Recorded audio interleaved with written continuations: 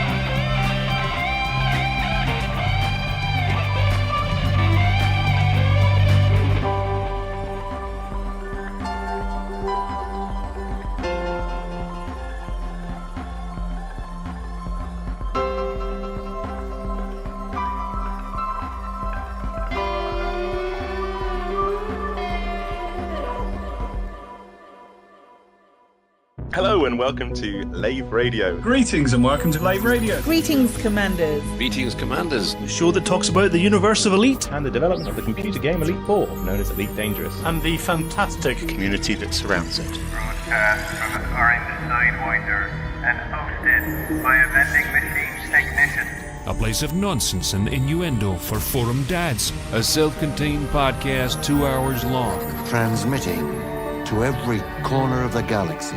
It's even louder than me. The hottest show this side of Dizzo. The name of the place, Lave Radio. Lave Radio. Lave Radio. Lave Radio. Radio.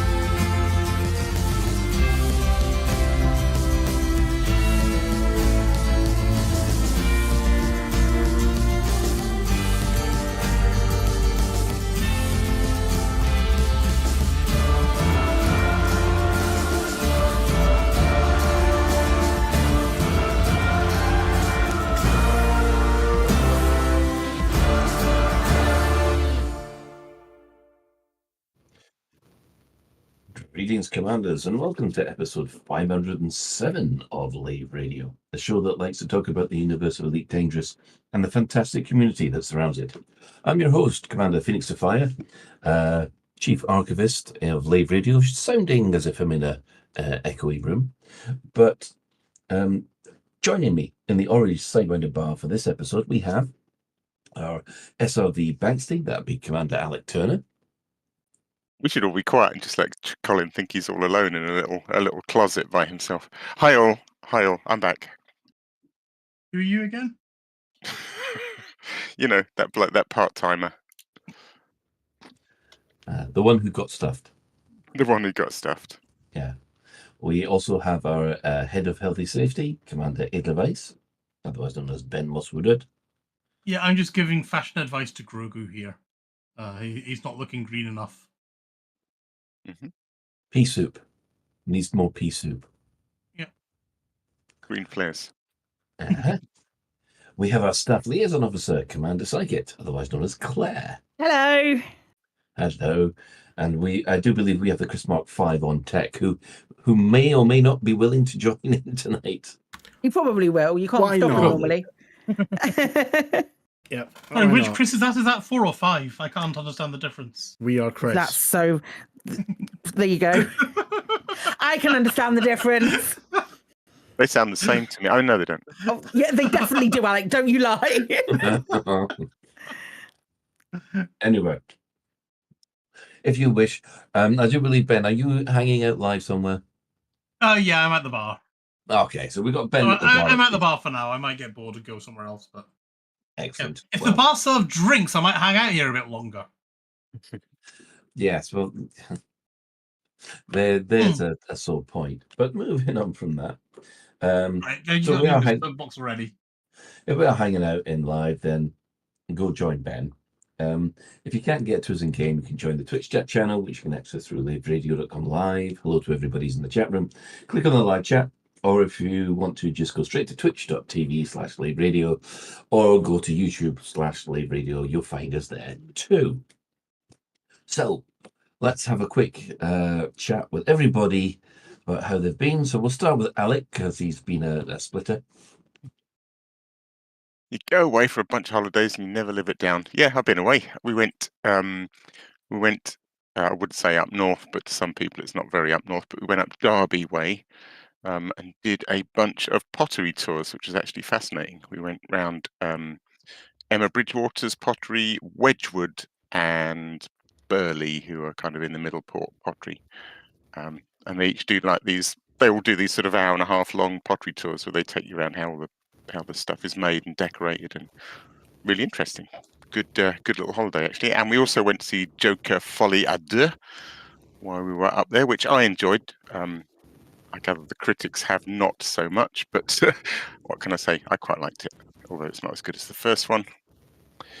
And then I rounded that week off with attending a speed awareness course, which I realise I appreciate the irony given my my love of buckyball racing.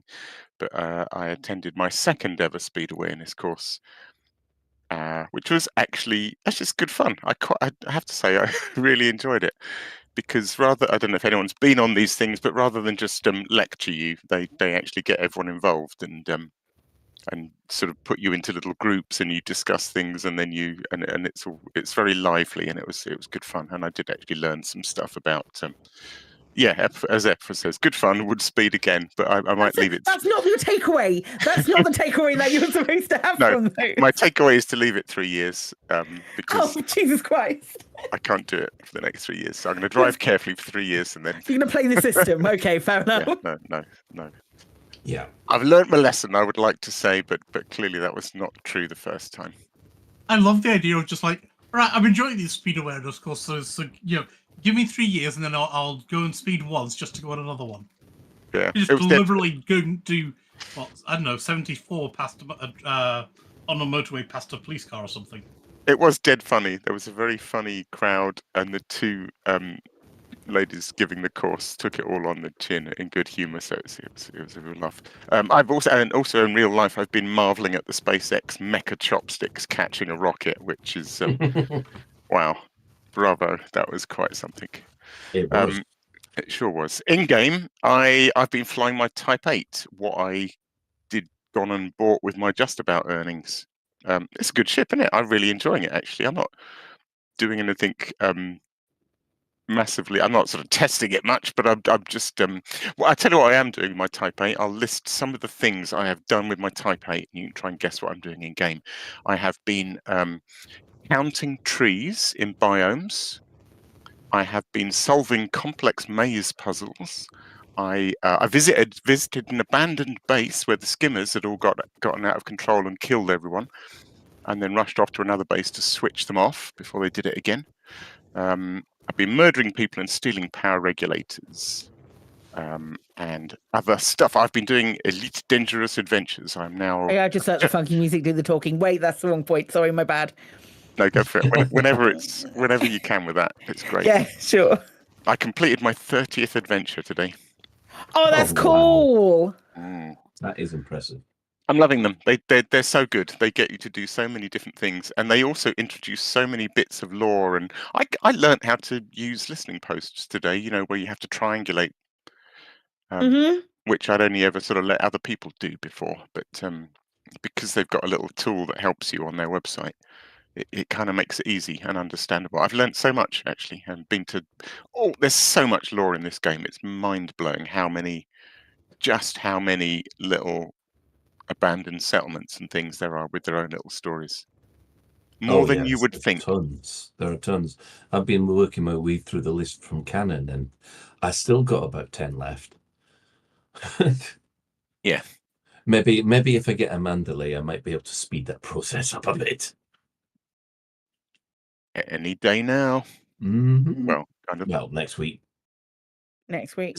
Yeah, it's next week. Today. A week today it drops. Unless such a wonderful thing happens that Frontier feel generous and give early access again, which we don't know yet anything about. Until then, yeah, soon, TM. Soon. Here's hoping. Hey, Frontier, it'd be really cool, yeah? Be really helpful. Thanks. I love it. I might play Elite again. So what about you then, Claire? I haven't played any Elite again. It's been wonderful.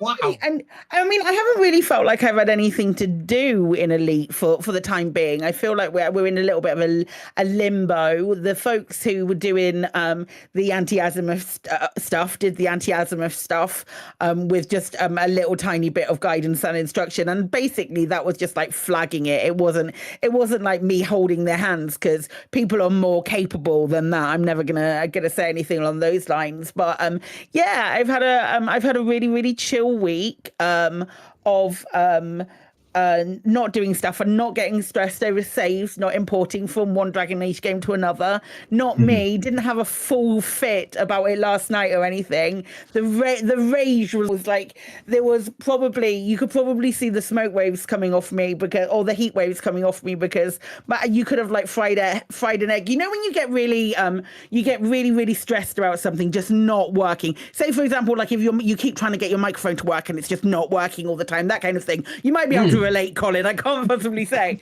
but it's like you just feel like that tension build up, and then every part of you feels hot because I couldn't figure out why it wasn't working because I was doing that thing where I'm like, okay, I'm gonna follow like 6 different tutorials, try it on all of these different methods, and then I'd go back and I'd go and speak to one of the characters and ask about the previous game, and he would mention characters that I knew categorically were dead because I killed them, and I was just like, well, this is really, really frustrating. But eventually, again, after like 2-3 hours today of in and out of this this nonsense, I finally managed to get it to work. And the problem was that my previous game hadn't exported properly, not that I hadn't imported it properly. So I was looking in the wrong place. So yeah, that was really stressful, and it made every part of me like tense and upset, and the tension headache was building and all of that nonsense. But I mean, if that's the most stress I've had in a week about anything, I'm having an all right week. You know, it's not been a bad week. It's been a quiet week. What else have I been up to? Not a lot really. I'm trying to catch up on Critical Role. Yes. Because I've been because The Legend of Vox Machina season 3 has come out, so I'm trying to catch up on Critical Role. I've let it lapse a little tiny bit. I'm on season 3, episode 63, something like that. And I know that the episode that came out on Monday was like 100 and something. So I've got a good. Like 120 hours worth of content to try and listen to at some point. Yeah, well, not the cartoon, but the show. Okay, the show. They're about 4.5 hours at a time, and even I like Abridged, but Abridged comes out so slowly, and Abridged is even earlier than I am. So, I'm kind of like, do I wait for Abridged to come out, or do I just like persevere with the episodes? And I think I'm going to persevere because I know there's some really cool stuff because I've seen TikToks and shit. But there's loads of like really cool stuff coming up, so I'm kind of excited about that. And I have not played D&D for a while, so it'll be nice to it's just nice to watch other people play D&D, I guess, or tabletop games, I guess. So there's that hint, Katie. She said she was going to run a game for me. I'm still waiting. Yeah, she's going to run a game for me. I'm still waiting. Where's my game, Kate? Oh, she's complaining about being ill. Yeah, there's only so many. Well, if you've been ill, you've got time to read, haven't you, mate? That means if you're ill, that means you've got time to actually do it. Read the fucking source material then, mate. You're not working, are you? That's prep time. It's prep time. Read the source material, you shit. I'm fully joking, and I do appreciate that. Yeah, it's been fun. It's just been a fun, quiet week. But it's Steam Next Fest now, so I'm looking at I'm now looking to see what sort of space games are available on Steam Next Fest. And there's some very, very dubious ones. I won't link any, but there are some the kind of thing that you might like, Ben. There's some very, very dubious ones. The most dubious game I think I like is RimWorld. Yeah, it's got nothing to do with in this game, I'll tell you that for free. RimWorld just sounds bad. That sounds bad. This fucking game, man. I mean, RimWorld still allows you to skin your enemies and make chairs out of them. Yeah, that's fine. I'll find a link and I'll send it you to this game that I saw today, and I was like, really? Oh no, I am afraid, but I want to see now. Space anime hentai from Mars or something. No, almost. But no, even worse. I won't post it. I won't post it anywhere apart from in a DM to Ben. God. So shall I then share it with the crowd? I wouldn't. That is But yeah, not Get good. quite a off week. jousting again or something. No, genital no. jousting's fine. That's just a bunch of dicks on a page, isn't it? It's not fine when your son, who was 8 at the time, It's looked showing over my Take My Steam Penis account Daddy. and then told my wife, "Dad's got a game called Genital Jousting." That went down well. I guess if you don't really if you don't know what it's about, one day You you'll decided share this stuff with time. your wife. One day you'll share stuff with your wife, Colin, and it'll be a lot easier for you to deal with. Well, I didn't know this, but Grant gifted it to me, and that, unfortunately, that was the first thing my son saw when he saw that blooming Steam thing. You know, this probably says more about him than Grant, to be honest. What was it, Colin than Grant? Or No, it says more about Colin's son than Colin, actually. If the first thing his son sees is genital jousting. Given Well, the he's myriad looking of games you've got on through Steam. the list of games that I have, going, oh, I'd like to try that one, Yeah. Dad. Then all of a sudden he spots this gifted game that had come in, I think, a couple of days earlier, and then all of a sudden, and I hadn't even seen it. It's only when I looked through my emails I realised, shakes fists. Almost as bad as my daughter asking if it was okay while we were recording Dockers, remember? you know, I remember that. I don't want to make assumptions or call you out on anything, but you do know that you have to accept gifts when they're sent to you. They don't just appear. Do you? Yeah. I was just watching the trailer video for Genital Jousting on Steam. It's worse than I imagined. There's a bunch of In fact, dicks fighting. I've played it for about... I have played it, I know that. And it made me laugh. It's an RPG, basically, from what I remember of it. I Yeah. think it's already been removed from Steam. The game that I saw. No, because I've literally just watched the trailer The on. game that I saw earlier, I think Okay, it's I already see. been removed from Right. Steam because I am Okay, looking for right. it. Phew, bullet dodged. It's all right, I'm going to persevere. It's not a problem. Well, like Claire, I've had an Elite Free week. Apart from, I think, an hour on Wednesday where I was exploring in the galaxy, couldn't find an Ossus at all, and basically rage quit. Because yeah, they are solitary plants, those osseous. Oh God! And then, well, no, I gave up on looking for it, and then there's another moon next door, which also had biologicals on it, and I landed there on that planet, and then did a scan, and I swear it was exactly the same 7 biologicals as the other one, including an Ossus, and I just went, you know what, I can't be bothered, and just quit it. I mean, I keep on meaning to go back to it, but at the moment I'm just... You have to get them all, Colin. Like if there's 7, do you find it very hard to walk away from like the osseous? That's one of the 7. No, I've learned that there are times when you just walk away. Yeah, I think you have to cut your losses. Yeah, with exobiology, definitely. Especially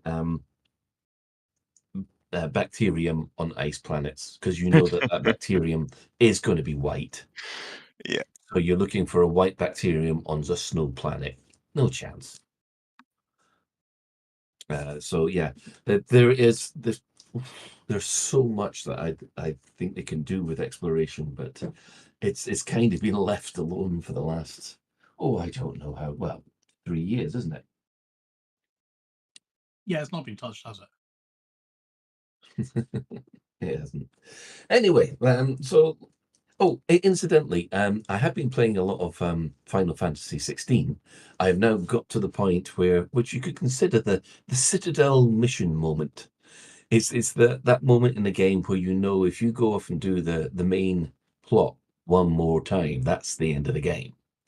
So I'm now stuck at my home base doing all as many side quests as possible, and there's also 2 DLCs to do. So I think I've got another 15, maybe 20 hours left in it. But yeah, I could end it tomorrow if I want, but I'm still enjoying it too much. And it has the best boy since Scratch and Baldur's Gate 3. So yeah, if you like your doggies, this one's awesome. Be a good boy. Proper he's in a a very game. good Can you boy. pet the dog? I'm all for it. It's great. Oh yeah. In fact, actually, you get an achievement if you pet him more than 10 times. Nice. It's on my Steam profile for those Challenge easy. Not a problem. Yes. Well, let's move on to the development news. Well, there hasn't been much this week because Fuck you, Colin. What? You didn't do Ben. You didn't do Chris. Let it matter. Oh, right. Okay, then, No, Ben. you just ignored Chris and I, you bastard. We will remember. Chris, what have you been up to this week? Well, I'm gonna get cut off now. Yeah, met a friend. Friend came down from Scotland. That was a bit of a thing. Oh yeah, shit, we did that, didn't we? Yeah, less said about that, the better. And then Sunday did something, I can't remember what. And basically during the week I've been playing quite a lot of Helldivers 2 because I don't have the time to put into Elite at the moment. Like after work and everything, I'm honestly just too tired to try and play Elite. So hopping into Helldivers 2 and doing Democracy is, just pick up and play. So that's nice. I need to get back to trying to fix my Titan bomber because I put the 4 enhanced AX multi-cannons on it, and it goes a bit warm now. It's now over 20 degrees, so I need to figure out what I did wrong. Right. What about you, Ben? What did you get up to? Like several other people, I've not done a heck of a lot of Elite, I'm afraid. I don't know what's played Elite this week. That's amazing. Well, you guys need to get into the Elite Dangerous Adventures. Reignite your fire. It's on my list, mate. I'll do it at some point. I'm basically, game-wise, I'm trying to push through Dragon Age Inquisition. I thought I was approaching the end of Chapter 2 last week. I still think I'm approaching the end of Chapter 2. Incredible. I love that for you.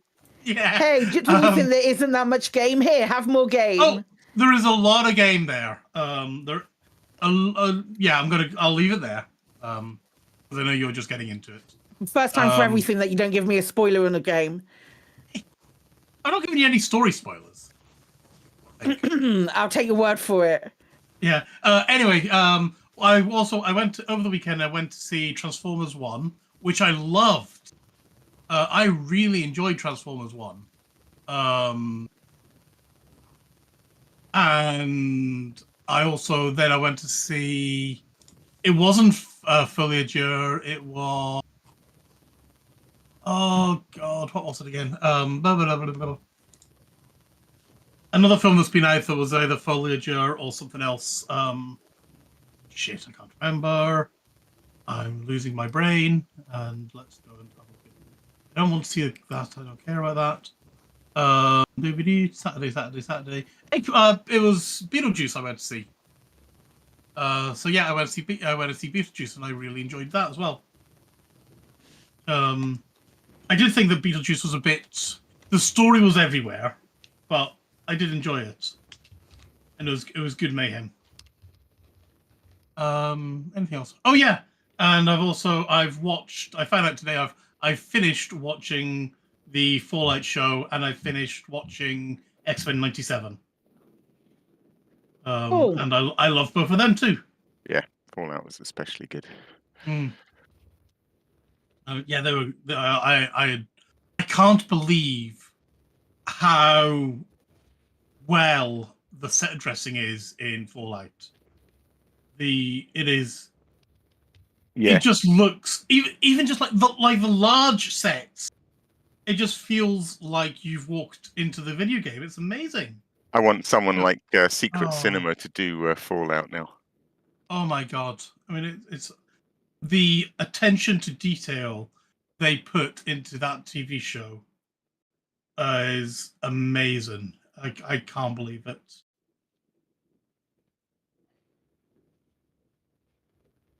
Are you Are you all done then? Yes, I'm done. Okay. Right.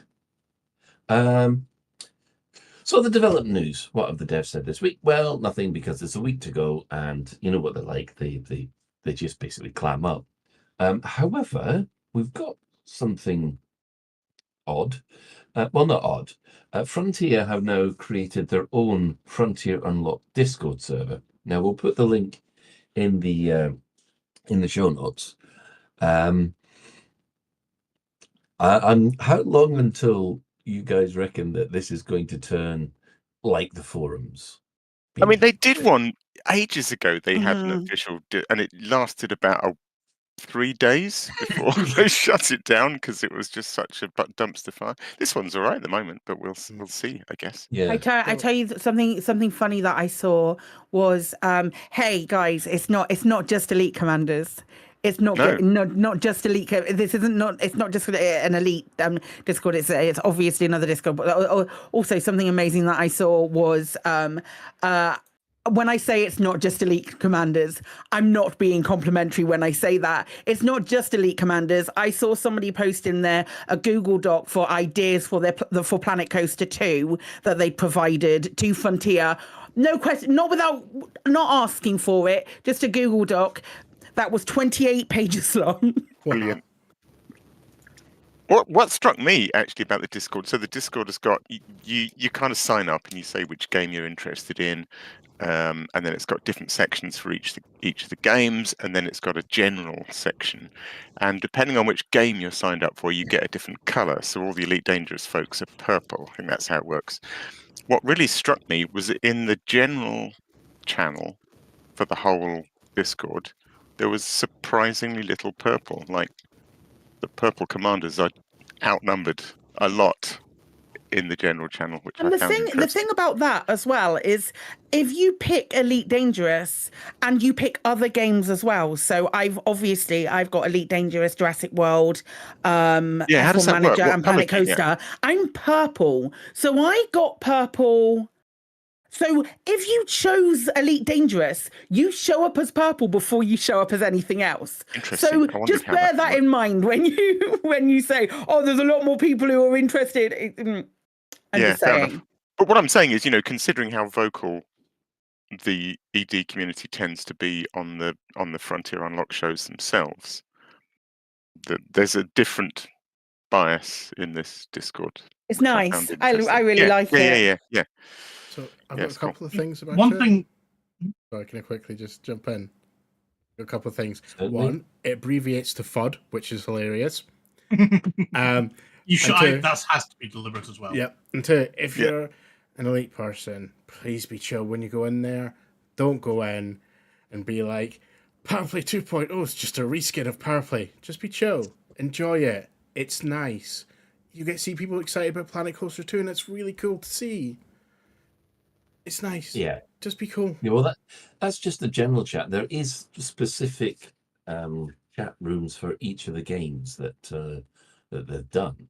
I mean, I've got the F1 Manager and what's the other one I got there? The XCOM Warhammer one. Mm-hmm. Chaos Gate, that's it. Yeah. So I've got those instead. I'm still purple. So Yeah, because it prioritized purple. Purple is the first one. Well, let's face it, you're going to prioritize the color. You do prioritize purple. I'm trying to work out whether he's trying to make a rude comment or not. No. Okay, that's good. I'm just saying purple is the best color. And I've just spilt flaky chocolate all over my hands. Brilliant. One thing that I noticed about the FUD server is, it's bearing into what you were saying about how few elite people you're seeing chatting. But you look at there's like 100 and something commanders, and there's about 150 Coaster Head players online just now, and I think there's about 30 dinosaur folks. So I'm not surprised, frankly, that the Elite Dangerous people are we're not the largest audience. We have to accept that, basically. It's nice to actually see it though in Yeah. rather than the Angie folks on Twitch are different. They just take the Weetabix differently. That's what they do. You got Weetabix? Discord is much more. It's a much more of a chill version of Weetabix. I don't know what that is. I'll come up with something. I won't.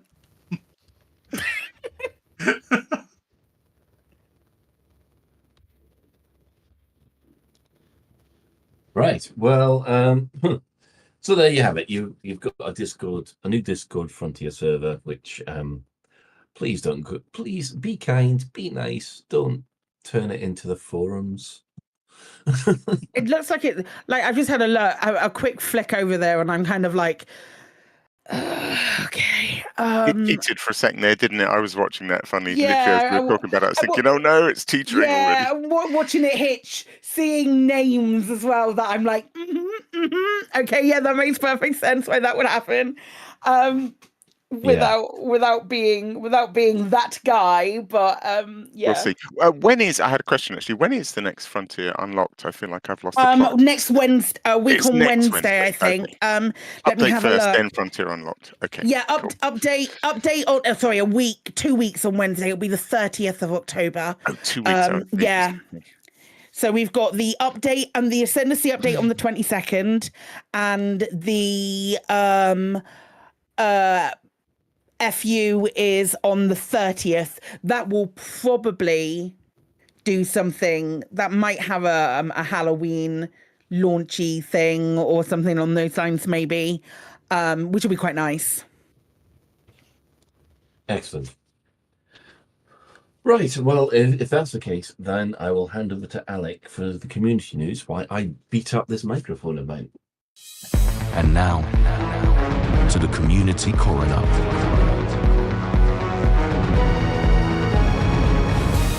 It's a dead game, innit, mate?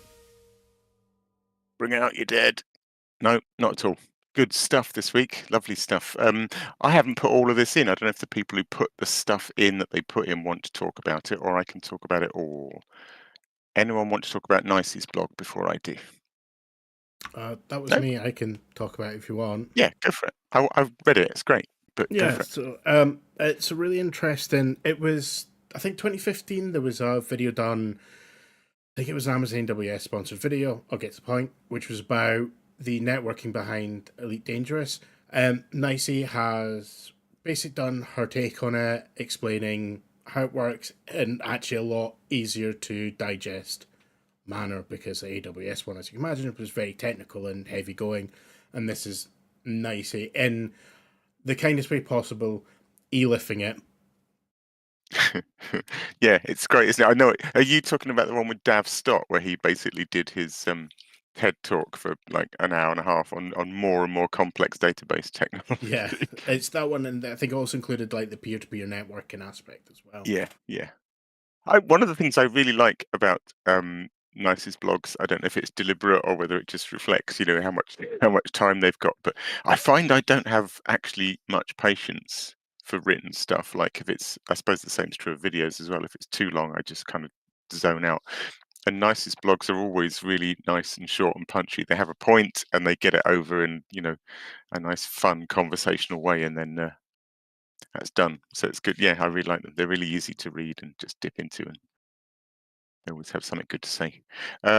Next thing up in Community Corner was Loot and Grind's video. Again, somebody else put that in, so I'll let somebody else. Hello, it was me. Good. I watched it. Yeah, it's a good video.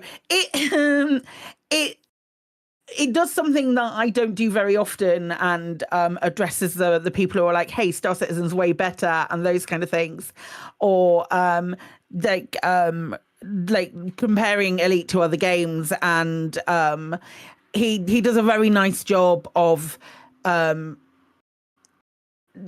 detailing why Elite, at what points Elite shines. And I find that quite often with Loot and Grind, is that he's very good at focusing on the bits that make Elite brilliant, rather than what maybe some other people do and complain or bitch and moan or put a big picture of themselves on their YouTube thumbnail and those kind of things. It's yeah. Yeah, it's brilliant. It's really good. It's a really good video. I do recommend giving it a watch. Links will be in the show notes for all of these because I put them all in. Yeah, I like Loot and Grind. Always very positive, and not sort of white knighty but just highlighting the good stuff and why it's fun and not in a heavy-handed way. But it's kind of like a hey, like, and also it's always just presented as an opinion piece rather than I love that. Like he speaks as himself in the singular rather than saying about this is what we love. And if he says it's what the Elite Dangerous community love, he said this is what I think the Elite Dangerous community loved. So it's not like him standing in front of everybody on a platform saying we want this. Yeah, let me speak for you all. Yeah, which is something that historically, even on this channel, certain people that on this show, certain people have said, and I don't think that anyone has that right to speak for anyone else. But I'm a broken record when I say shit like that. Cool. Here, probably. How dare you talk for me there, Claire? Hey, I never would. I never would. Tits! I don't know. Is that what's in your head? It's normally Moving swiftly on, I didn't put this one in either. I was going to. I literally came to the show notes this morning to put this one in, and somebody else had beaten me to it. Anyone want to talk to the Rianardi video? Fine, I'll do it. It's all right. It's really good. It's a video from Slamscape X. I really like this. I feel like I haven't seen this before. It's this idea before. It's a really simple idea. It's a video, a sort of classic Elite Dangerous video with lots of beautiful, visages of asteroid fields, but it's focused entirely on one system. I suspect somebody's probably done a Sol system one before, but this is just looking at the Rianardi system, and I almost wonder whether this video was made for one of the Just About bounties, which was kind of make a video in the Carl Sagan kind of style, talking about astronomy and space. It's got a little bit of that feel, but it's got a really nice voiceover in it, or sort of captions and things, and it just talks about all the aspects of the Rianardi system. The sort of physical makeup of the planets and the stars, and the political makeup and the population, and how it self-supports with its own industry. It's really good. It just made me completely believe in this system, and I just really like the focus of doing that in a video. It's a great idea. Next up, and Beetlejude is back with another of her fantastic what do you call them, stop motion, or there's another word, isn't there, when you speed stuff up? Time lapse. Time lapse, that's the word I was looking for. Yeah, a time lapse of a drawing of a mamba. It's I haven't actually watched it all the way through. I didn't put this one in either, but it was great. I really enjoyed it. Always loves Beetlejuice videos, and seems to be a lot of them around. Right, next up. Next up, we so this is a video from the Elite Deep Space Explorers Network, or Eden for short. And I think a while back we featured their Gates to Eden expedition, which they're all back from now. So Aldebaran contacted us about a meetup they had on a planet, Drogia NQQ C7-31A, which is a small rocky world with an ammonia atmosphere and big geysers. Big geysers, mate.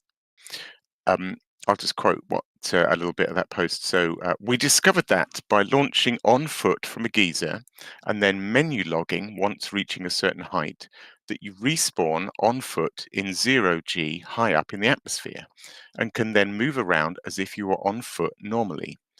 Add to this some friends and ships, and it became a recipe for chaos and some great screenshots. We had on-foot commanders, SRVs, ships, and SLFs all interacting 20 kilometers up in space, and our very own secret agent, Commander Bask, trying to infiltrate our ships and putting on some mind-bending aerobatics, all captured on the amazing and funny video produced by our chief mechanic, Commander Kaz Anami. I think we're featuring some of the screenshots on the show right now. The video is hilarious, and yeah, some of the stuff is that they did is incredible. I remember this before, that you can almost do EVA in Elite. Like you get a situation like a geyser where you're kilometers up. I'd forgotten that a menu log was involved, but then when you come back in, you're still at that position, but your controls kind of work in surprisingly good ways. Like there's videos of people running around ships, and I don't not along the length, but it's like the gravity is suddenly the ship itself, or like you've got mag boots on, I suppose. So you literally run round and round the underside of ships and things. So there's all sorts of videos of them trying to get in through the ship launch fighter bays of ships, and it looked like really good fun. Definitely want to go and try this stuff myself. Last video, I think, is Protocops, who's back. He's had a short absence from video making due to real life issues, but Protocops is back with another stunning video.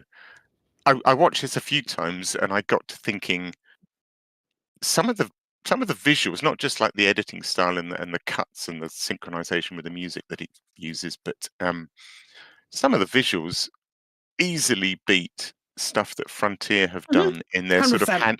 handmade trailers, where they've 100%. not even used in-game footage. I just think this is better.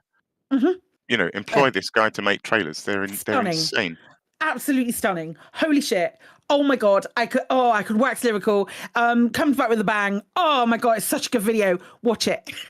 I love it. I love what he wrote as well. I'll just always worth reading the description in their videos, because they're really long and they go into what they tried to do differently this time, and sometimes it's about the techniques they used in the editing or the videoing, and sometimes it's the story.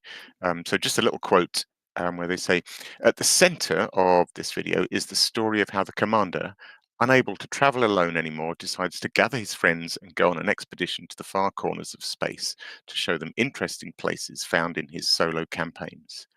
At the end of the expedition, the commander realizes how exciting and colorful a journey through the galaxy can be in the company of friends, and now he no longer wants to be alone, but longs to continue exploring space with his comrades.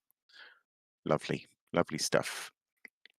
Right, next Buckyball race. I actually don't have any more detail other than it's slated to run from October the 25th.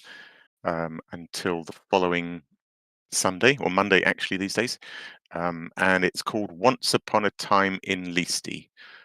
It's Commander Reiko hosting it, long-time buckyballer and race organizer. He's the person who organizes our longest running race, which is the Sagittarius A Star Challenge, with the world's biggest leaderboard.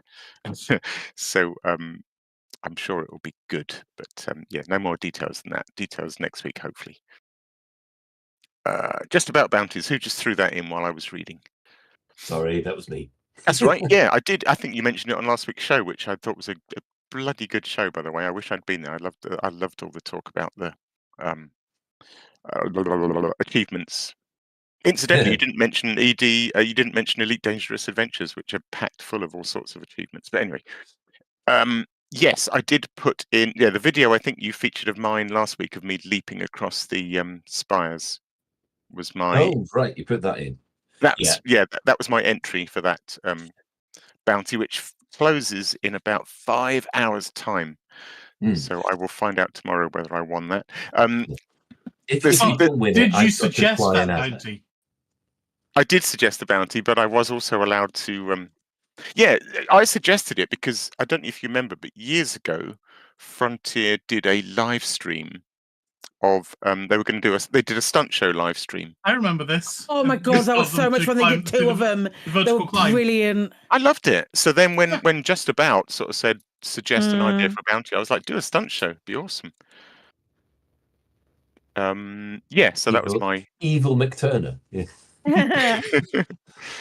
Yeah, obviously slightly biased in suggesting a bounty that I knew I could do well, but what can you do? Actually, I do recommend taking a look if you haven't already.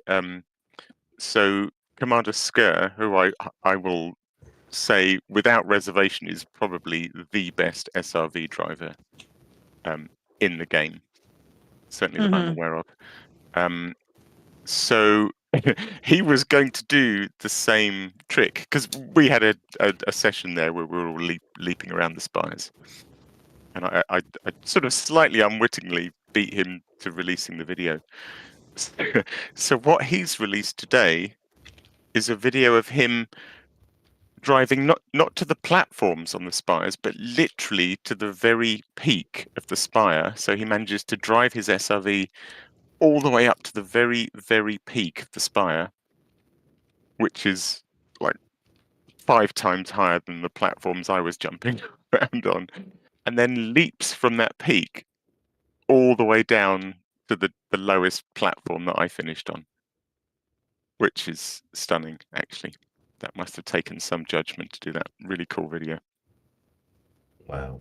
It's like I said, there's a bet on if you don't win a bounty for that, then I've got to fly in at it for the next 2 weeks. Wotherspoon very cheekily said that I will do the same as I do in all the buckyball races and come second. That feels right. It feels fair. Yeah, if I come second to Skur's video, then fair play, because that was a hell of a jump. No, a bounty. It doesn't matter whether or not you're first or second, but it's a bounty. Fair enough. Yeah, I think I reckon I'm safe. Is that overconfident? Oh, I love it. I love the confidence. It's great. Yeah, so they've got a bunch of others. I think Colin's just thrown them in here, but they've got create a video guide for outfitting, which has a $10 reward, probably a bunch of $10 rewards. They regularly do a kill of the week video, which is submit a video of a kill. $5 a go. We do one of killing a Titan from like the next system over. Yeah, I mean they might get a lot of Titan videos next week. And they've Maybe got one from on the how next to system over though. Ah, okay. Not a special one. A special Lavian one from the next system over. Incredible. Honestly, it looking back over that, it's like someone just... It's my favourite moment that we've ever done. We peaked at that point. It was a shame it wasn't episode 500. That would have been funny to submit that to the bounty, just a blank screen. And a blank screen, really... just in the distance. And I was just conversationally talking about how brilliant it looks, and Ben going, "Where is it?" My favourite thing. It's so good. It's so quintessentially Lavian. I love it so much. Claire, I gather there are 3 imminent EDSM expeditions. There are. Anyone would think that there was a ship coming out very soon with a really big jump range. But there's quite a few. If you want to go and have a look, EDSM people submit expeditions to go on there. I haven't looked for a hot second. I used to, every time we did this, I'd check EDSM to see if there was one, and then there weren't that many. And there are a couple that are really, really, really imminent. There's one that's starting on, not that imminent, 30th of November to the 19th of January, the Ringed Quest for the Legend.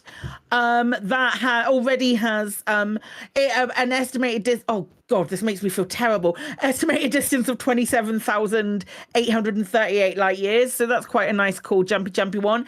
Then, oh God, Expeditions Zafar Lay's Dream of a Distant Shore. This is estimated distance 134,000 light years odd, with 35 waypoints starting at Jackson's Lighthouse. So it looks like a good one. They all have like trailers, and people do pictures for them and all of that good stuff. That's another Independent Explorers Association expedition, which looks really cool. And then there is the bits that I won't pronounce in German, but there is the Stellar Nebula Project's No Risk, No Fun, which is a 90,000 light year journey with 20 waypoints starting on the 2nd of November. I should have said the Far Lays one is also starting on the 2nd of November. So we've got 2 starting on the 2nd of November and 1 on the 30th, almost as if a ship with a big jump range is about to drop imminently. So yeah, people are getting back into exploration. Not for me, but it might be for everyone else. I feel really weird having done that. Having been the one to talk about the expeditions, it feels kind of weird. But yeah, go check them out if you want. If that's where you get your jollies in Elite, woohoo! I feel like that's not the first time you've highlighted EDSM expeditions. We might I do it all the we time. might have to get you your own theme tune, even though you're Even though you hate it. Yeah, Exploration! corner. Woo! I'm so excited about exploration. It sounds great. She said, I can actually hear your teeth gritting. Can you right hear now. the sincerity? Can you hear the forced sincerity? I feel like I'm doing such a good job.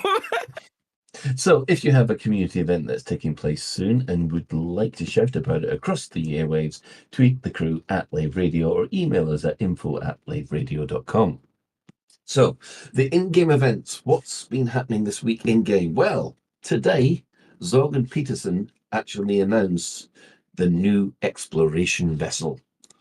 The Mandalay is coming soon, according to Zog and Peterson. They've said, with the Further Lands, we've demonstrated our understanding of excellent military design. Now, with the Mandalay, we aim to provide consumers with a premier exploration option. And yeah, well, we all know what we think about the Mandalay. I can see everybody just running out and getting one. Pretty looking ship that jumps a lot far distance.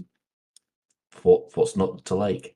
I like in the Buckyball Discord, Shay pointed out, so what's the phrase they say? They say, with the Mamba, Zorg and Peterson's team showed we can match all other manufacturers in terms of speed.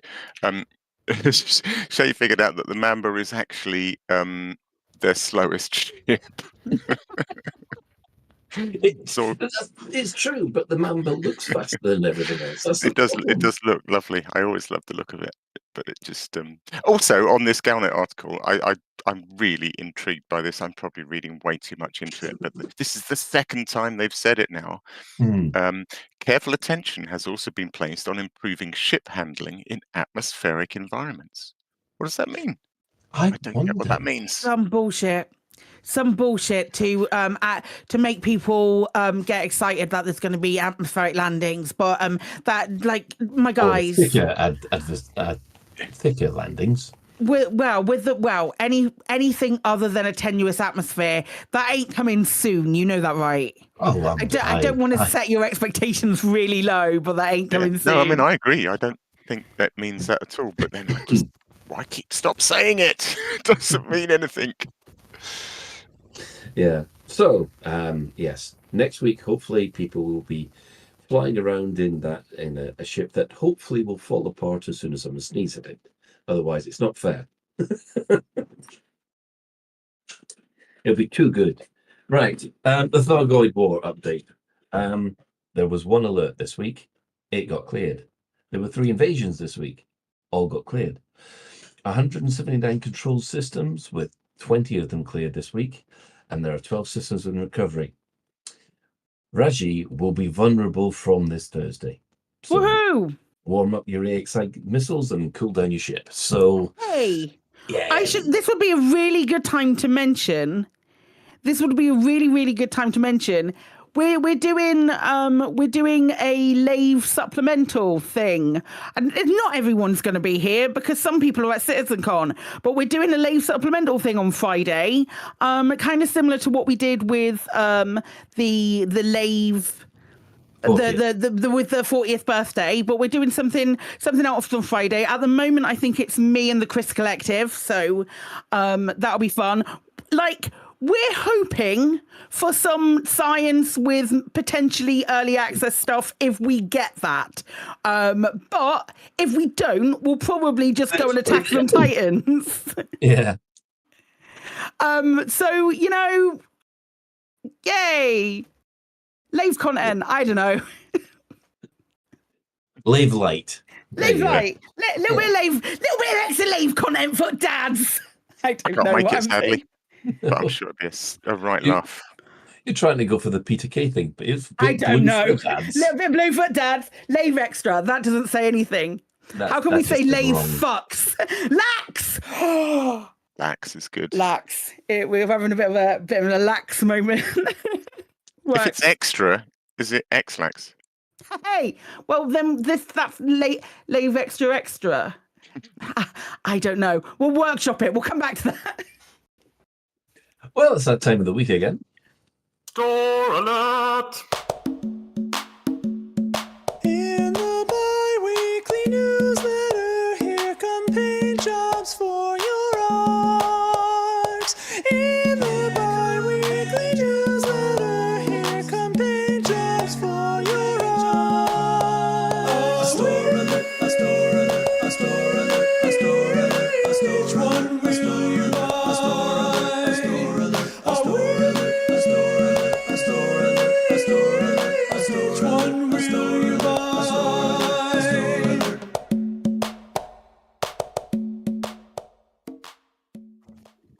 And welcome back. Well, we have a unique Type 8 big rig pack.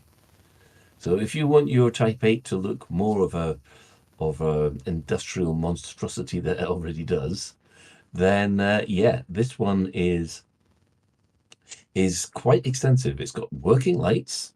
It's got 3 themed kit pieces for your ship and 4 paint jobs. So it's quite a big pack. And to go with that, it's also 16,800 arcs, which is between 8 and 9 quid. But yeah, if it does look as if that's all you ever need with a Type A. All of the paints are different. Like all of the paints are ever so slightly different. So the purple one, there's a purple one. One of them is kind of like the 70s style that they had, like the 70s colors. But the purple one is it's the little arms have got like an iridescence or like a shiny chrome to them. Yeah, I was just looking at that. I see what you mean. It could be the light. Could that be the lighting? I don't think so, because it's just non-existent on the. It's not even changed color on the other ones at all. It's just like a bog standard. But I just think that purple. I think there's something really special about it. And the like the teal coloured one is like entirely different as well. It's weird. Did anyone else do a bit of a double take though on the ship kit side of it? When I first looked, because it already looks very industrial, so I almost didn't notice what the ship kit was adding. I had to look quite close. 100% same. I was like, what have they added? What have they changed to it? And it's like the roll cages, isn't it? And a little bit, and then side. Okay. The extra lights is cool, I suppose. Yeah, the Millennium Falcon radar dish that you want knocking off at some point. Yeah, and like the little greebly type bits, but yeah, I just thought the paints were a lot nicer than the kit, and I'm going to assume that you can't get the paint set. Of course, you can't get the paint separately. No, you can't get the paint separately. You can't get the paint separately, because that purple's really nice, and I would have liked that, but I ain't paying 16 grand for it. Yeah, I love the extra lights, but again, I don't think I'm paying 16 grand for the extra spotlights. Incidentally, because I said I've been flying the Type 8, one thing actually a couple of things I noticed I was going to comment on. One was, so again, this was doing a Elite Dangerous adventure, but you know those spiky crystals that you find in the special, what are they called? Those little sort of mini nebula that's stellar phenomena. Yes. Yeah. Notable stellar phenomena. Notable. That's it. So you know the spiky crystals that you get in those. Yes. So I thought it'd be funny to get a screenshot with the forks of the Type 8 either side of it. Yeah. So I positioned it with because those spikes are quite big, but it did fit in between the two arms. I'm making gestures, which is completely pointless, but yeah. But because those spiky things rotate slowly, what happened was that as it rotated, it just passed straight through the arms. It's like the arms weren't part of the hitbox. It was really odd. I couldn't move the ship any further forward. My cockpit would bounce against the spiky crystal. but as it rotated, it just went straight through the arms like they didn't exist. I wonder if that's a failsafe for getting stuck. Yeah. The arms definitely exist because you can stand on them. Right. So I wonder and you can park if the SRV on them. Yeah. Yeah, I wonder if it's a case that when you get into space, or if you're in like a noticeable stellar phenomena and you're trying one entire shenanigan like you have, there's like a fail safe for it. Frontier putting in fail safes. I wonder if when it, you know how it reconfigures itself. Yeah. I wonder if when it reconfigures itself, it gets a different hitbox, which doesn't include the arms or something like that. Mm. More science needed. Yes. So basically, we've got to attack you and see whether or not your arms count as a hit. Interesting. Mm. Right. Well, with that. Oh, by the way, I'm just looking through the store at the moment. The Type 8 Aeroship kit, did that come out when the Type 8 came out? Yeah, I believe right. so. So at the moment, you can only get to this Type 8 store link by clicking like the links and all of the socials that Frontier have put out. You can't find it just by looking under the Type 8 on the store. Oh, well, I believe it's actually available on the. It's the latest thing on the store. Oh, I couldn't see it earlier. That might be old news. My apologies. It wasn't when it first came out. I couldn't see it on there. I haven't clicked since. Right. Well, yeah, it is there, but when you actually type. Oh yeah, I see what you mean. Yeah, it's there in latest, isn't it? It's the first one in the latest group. It is there in latest. So yes, they have updated the store since you looked at it. Then, cool. I couldn't see it earlier, so that's probably waiting for it to update. Me being preemptive and seeing it earlier. Oh my goodness! I've just seen the Python Mark II Strike Ship kit, and that looks exactly like the Starbird toy from 1978, 79. Oh my goodness, I feel so old. Right, we're going to take an ad break. By the way, is that on the bingo card where I complain that I'm old? It should be. That should be. Probably make a note of that one. We'll make a note. You know that when the P. Alec or Ben see that we're old. Colin feels so old. Yes. We mentioned there's definitely like a mention of age. There has to be. There's no way not. In fact, there's 2 boxes. There should be one for young and cool as well. Yeah, 100%. Anyway, right, we're going to take an ad break, and when we come back, we've got some things to discuss.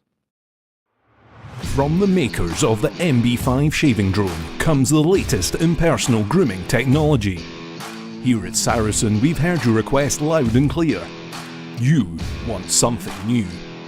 Applying all the recent technological advances. Introducing the Panther Clipper. Gone are the days of your unruly body hair making you look like a bedraggled alpaca. The Panther Clipper is the biggest, baddest shaver credits can buy. A shave so smooth it'll shave 10 milliseconds off your buckyball time. The new Panther Clipper from Saracen. It's exactly what you've been asking for.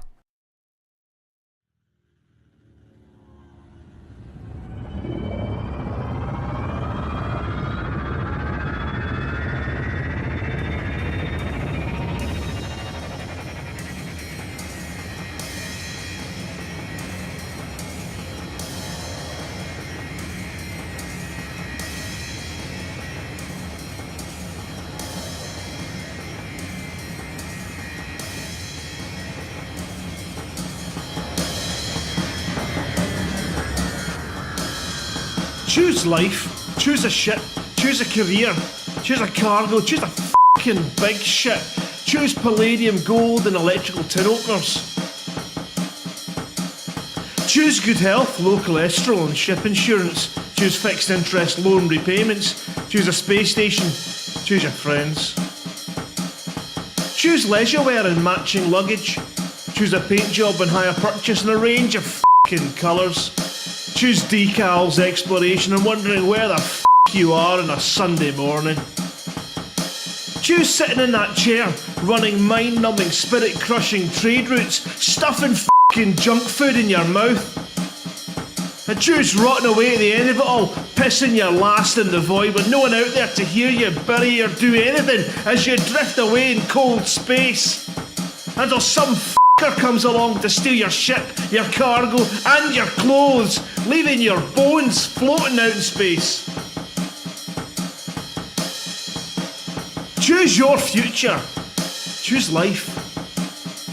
But why would I want to do a thing like that? I choose not to choose life. I chose something else. And the reasons? There are no reasons. Who needs reasons when you've got onion head?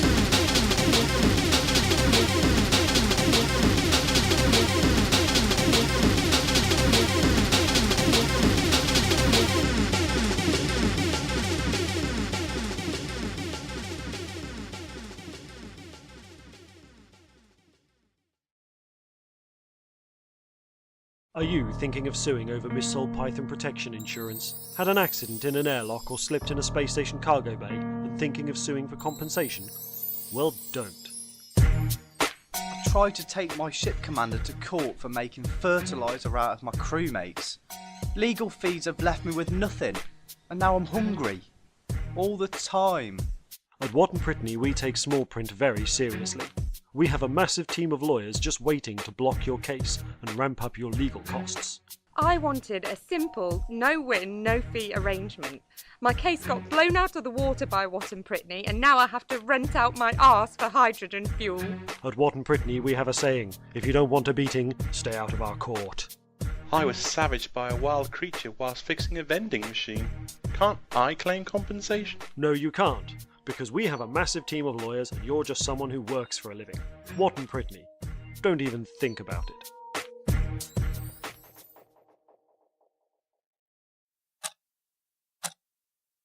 Waiting for things to load.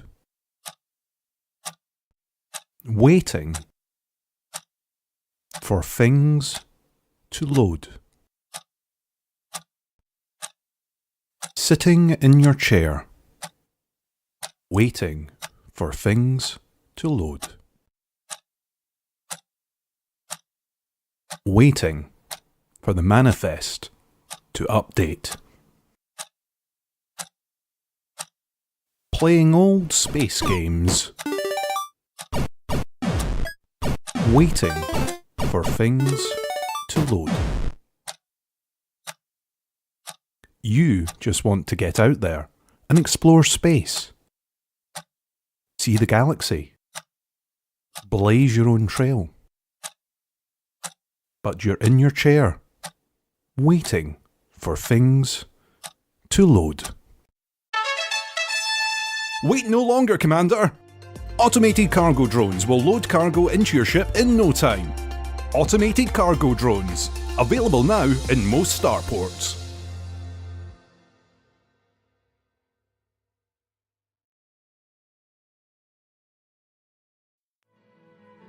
I was overseeing the delivery of some slaves to the starport in Exios, and a cleaning robot had just washed the floor, but not left a warning sign. I had to run after a slave that was escaping, and I slipped and fractured my wrist. I was delayed for 10 whole minutes while the Medicomp repaired the damage. My time is billable. Can I get compensation? Yes, you can. I was on a regular trading run back to Sol, and it was my job to repaint the outside of the ship. I was given the wrong kind of EVA clamps. Nothing bad actually happened, but it did give me a fright. Can I get compensation? Yes, you can. I was checking some robots through customs when I distinctly heard an official call the robots clanks. I was deeply offended, even though I'm not a robot myself. That's their word. You're not allowed to use it. Can I claim for moral outrage? Yes, you can. At Cowell and McGrath, we are now taking any kind of legal action. No case too small, no justification too frivolous. If you've been lightly inconvenienced, embarrassed, or in any way put out, then someone should be made to give you money. Don't be a stupid clank. Excuse me? Cowell and McGrath, taking on any case, playing the percentages.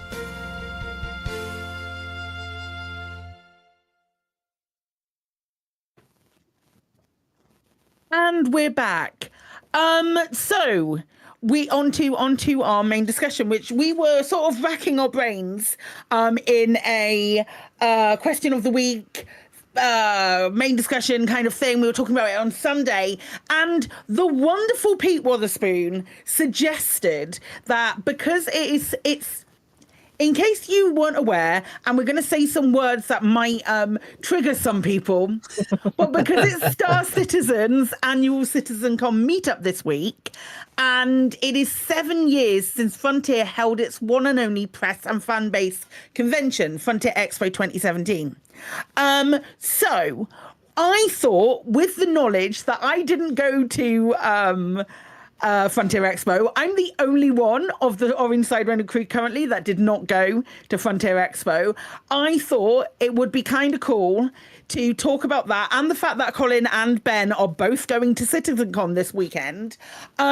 Just talk about the expectations of CitizenCon and comparing it to what Frontier Expo was, and if Frontier were to do something akin to that again, what sort of things you guys would like to see with it. I thought that might be a kind of interesting conversation. Hey, you guys are going to CitizenCon this weekend. What are you expecting from that?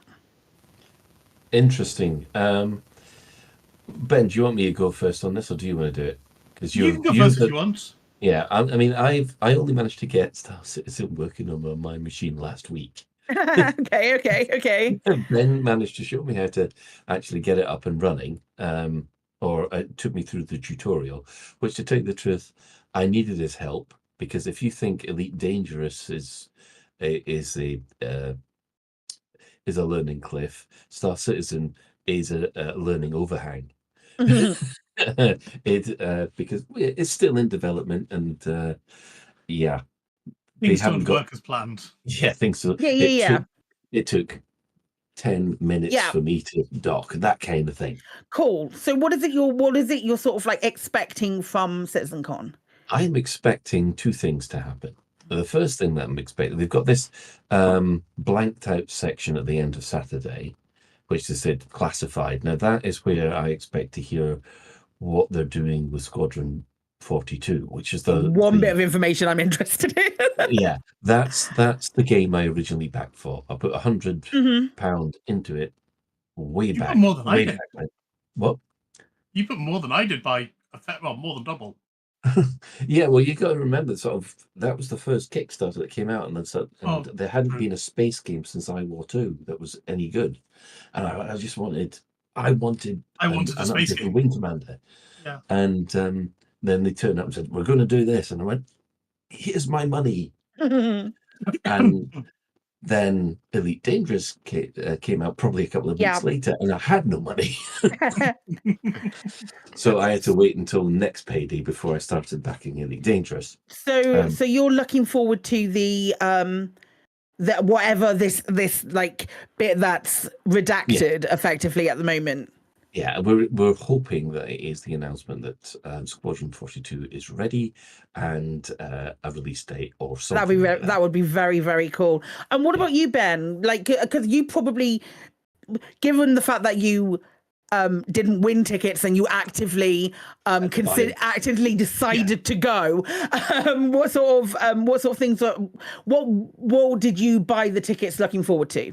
Basically, like Colin said, I was and I am expecting information on Squadron 42, and like Colin, I backed the game to all of about 40 or 50 quid for Squadron 42 for an updated version of Wing Commander. And that's the game I wanted, that's the game I was expecting to get. And then, as we've all seen, there's like, here, take more money, and suddenly Chris's eyes get bigger and bigger and bigger, and this is a Chris Roberts thing, and he does that all the time. So we'll not dive into that. That's we get it. You all have problems with that. That's a different show. It's a different show where we don't talk about that. I'm just talking about what your expectations of CitizenCon are. But because of the way that they've done their thing, I love how technical their live streams are.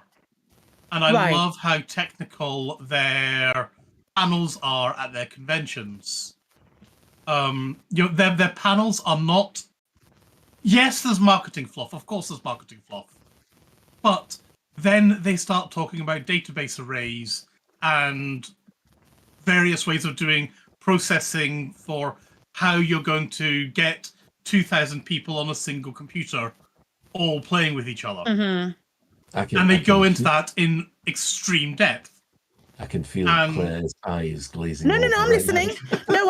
I'm actively listening to what you're talking about. I mean, can you imagine? And we know from doing the things that we've had. It sounds great to me, Ben. Without being sort of like super facetious and saying, I don't really give a fuck about what they're doing. I'm interested to know what you are interested in seeing and what you're looking forward to seeing. And you're looking forward to seeing these tech demos. Yeah. Brilliant. I love the tech stuff. Excellent. That's what I needed from you. Thank you for answering that question so succinctly. You said earlier that there were going to be you said there were going to be 5,000 people there. Is that right? Yep. Yeah, there's going to be 5,000 people there, according to one of their version of Arthur. That is wild to me. I don't think that Frontier would be able to get anywhere near that amount of people into a room. How many people went to Expo? We got any ideas at that? Well, it was at least a couple of thousand. Yeah, it was big. It was I've quite got, big. In some of the photos I gave Chris, I did take a photo of the main convention hall when it was fully packed, but I wouldn't want to go and count everybody who's there. No, it was at least between 2,000 and 3,000, I think, because that convention hall was huge. Yeah, I think it wasn't just Elite, was it? Just to clarify, no. It was the launch of Jurassic as well. Mm-hmm. So it was a big deal and there was some big updates for Planet Coaster as well, as I recall. So there was big updates across all their games. Actually, it was a perfect storm. Give Frontier their credit. They also got into some meaty tech demos. Yeah, they had some meaty science, like not even tech demos, it's like meaty science stuff. Yeah, I mean, they did They did a fantastic deep dive into how the galaxy was created. That the Stellar Forge, how it generates. Yeah, that was Dr. Ross, wasn't it? Yeah, that was phenomenal. There was the lecture about alien life and what we would expect, what they theorized they could expect from alien life.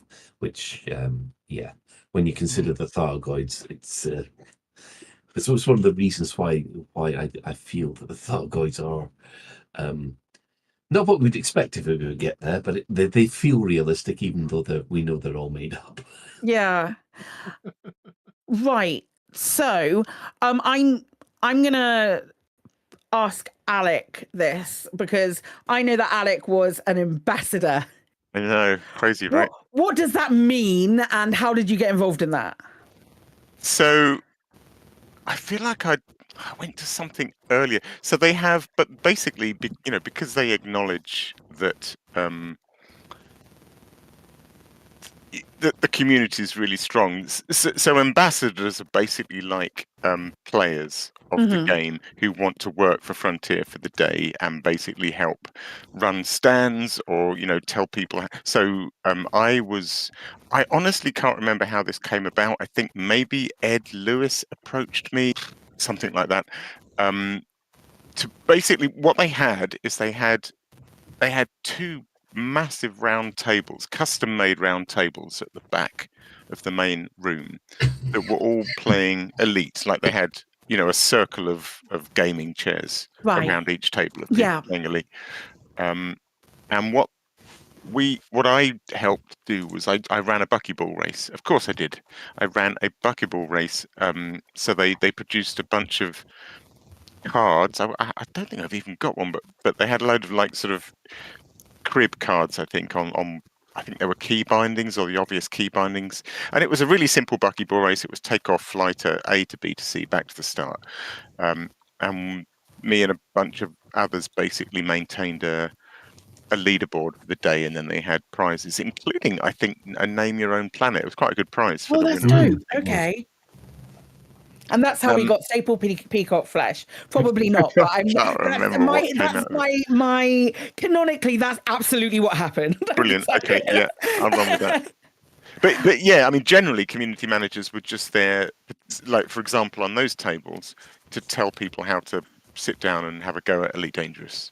Right. And then obviously they had ambassadors for all their games, just there to chat to people really, and like super fans that were happy to just talk to people all day. It was exhausting, but it was bloody brilliant. Cool. That sounds that does sound really interesting. Yeah, we had Lave Radio over there. Yeah, but we don't count. We're rubbish. We're terrible. Actually, that's pretty much true. Everybody who was streaming, they got special perks, and we were shoved off to the side. Well, that point being, we're a podcast. We don't do streaming. I thought we did gate crash, Colin. You might have. I was a good boy. Did they get crash? Did they get some streamers in then and stuff to do things too? Yes, I seem to remember you telling me something about Crash doing some stuff. Yeah, there was. But the streamers got access to the VIP room. Oh, which shit, had free son. drinks and things. Oh, man, and I missed it by a year. Yeah. Oh, but... I tell you what really blew me away about the whole thing, actually. I think I had been to a LaveCon the year before, so I had already met some of the Frontier folks. Right. And it all seemed very casual, and, you know, they were one of us, and they were just there were people that were developing a game, but they weren't that different from us, and it was all sort of... You know, and it was still early days, I suppose. So they were listening to the community more, maybe. I don't know. So when I went to the expo, so as an ambassador, I went the day before and helped set stuff up, and so I was there the night before in the room and just, you know, literally helping final setup and stuff before the show the next day. And I remember just walking in and being completely blown away by the scale of it. I think I had no concept of how big Frontier were.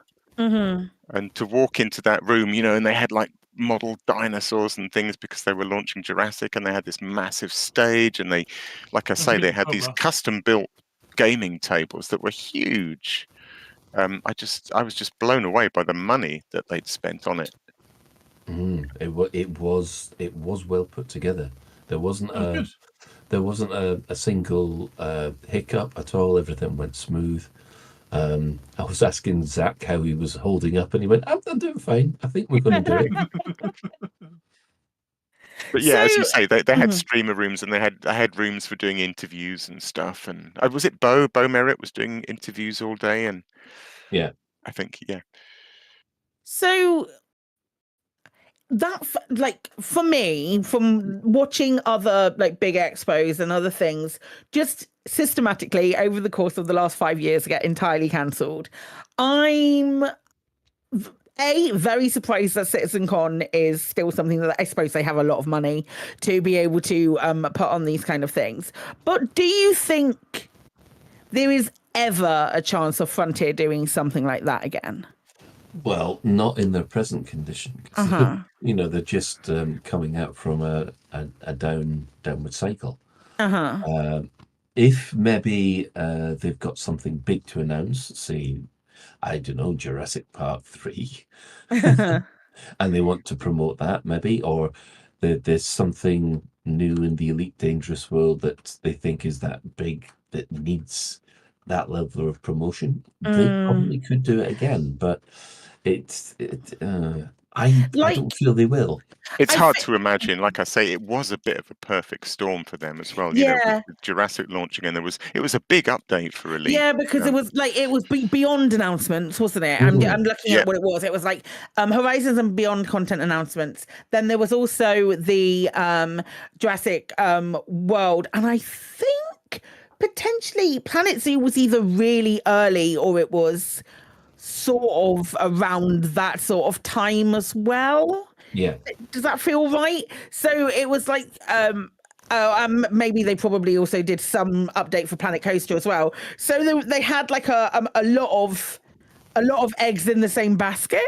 Yeah, there were three big announcements there. There was the Beyond season, which everyone got for free, which was amazing. Especially when you look back at the content that was involved. And then you had the first release of Jurassic Park being announced, which is why they had the dinosaur expert there. Yeah. Who was he was classed as the inspiration for Alan Grant, the movie character. Yeah. Okay, I think I've seen that somewhere. Yeah. And of course, there was the real, I think it was the first DLC for Planet Coaster being announced.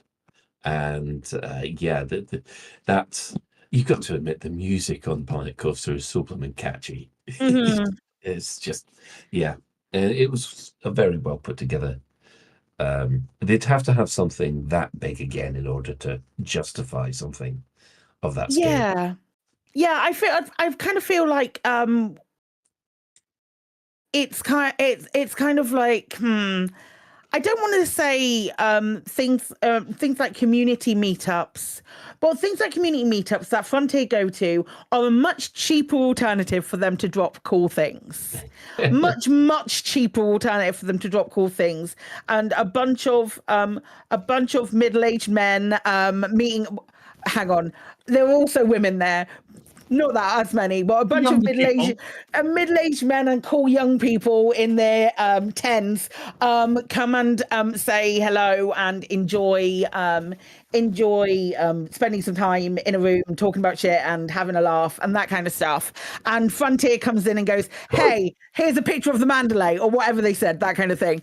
I feel like that is, especially in today's economic climate, a much better use of Frontier's time. I think one of the benefits that Frontier had with this is they got a hell of a lot of global news coverage, including from mainstream sites.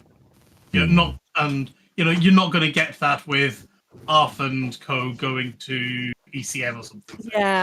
Yeah, but they did actually bring a whole lot of journalists from all over the world. Yeah.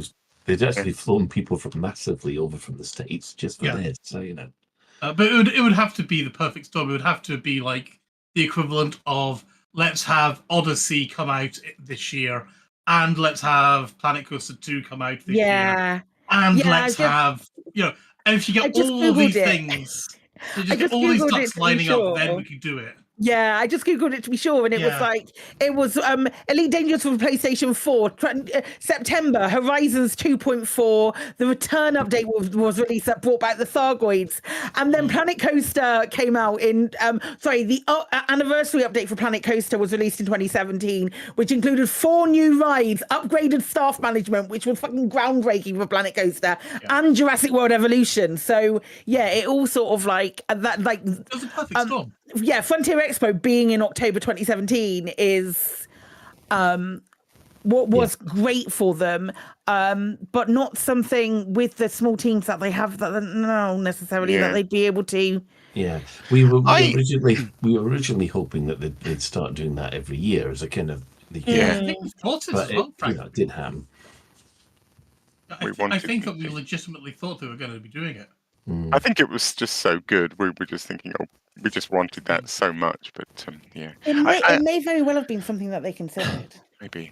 I also wonder, I don't know whether anyone agrees with this or not, whether it was a little bit of Frontier as a company kind of making itself known, not just these individual games and having a showcase for these individual games, but I don't know to what extent people were really aware of Frontier as a games company outside of its little niche communities, and I feel like it was a little bit like Frontier saying, "Hey, we're the big boys now."